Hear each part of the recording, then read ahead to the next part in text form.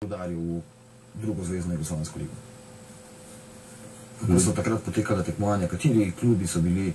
V prvi ligi, recimo, Rudar je igral z Rudarjem iz Trbovlj, potem je Zagorje, Štore, Kladivar oziroma Železničar je bil tega, pri Skalni Kleti 2, tam je Železničar.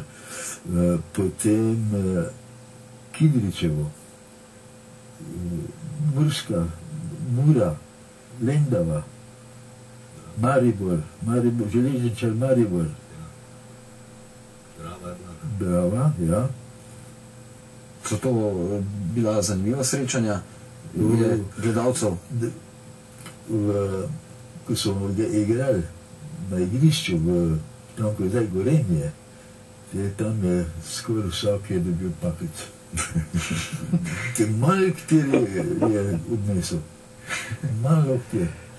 Trbovlje, 4-1, pa tek take. Grozno, fajn je bilo. Sam moram pa taj povedati, potem, ko je pa ta novi štadion sedanji, tam je pa ni šlo. Tam je pa, ne vem, je pa bilo eno obdobje, ni se moglo uvlihati. Ni šlo. So bili slabi rezultati. Gospod Ivo, povedali ste mi pred tekmo tudi kakšno anekdotko, da so se dogajale čudne stvari, kakšni navijaški izbruhi v tistih časih. Ja, vse sorte je bilo.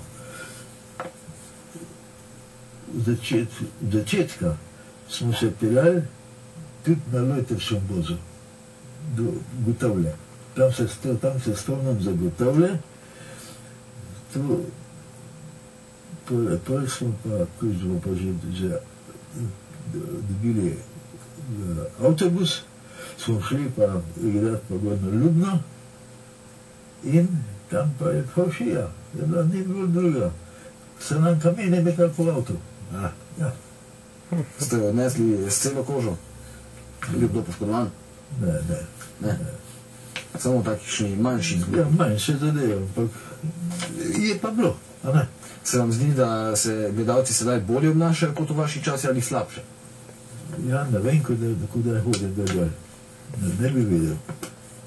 Ne mislim, da ni kaj, da je nikakvih.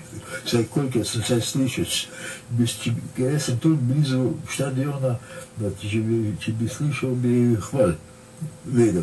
Te tudi grem doma pogledati, če je tako. Če je vse tako, kot mora biti. A to pa ja.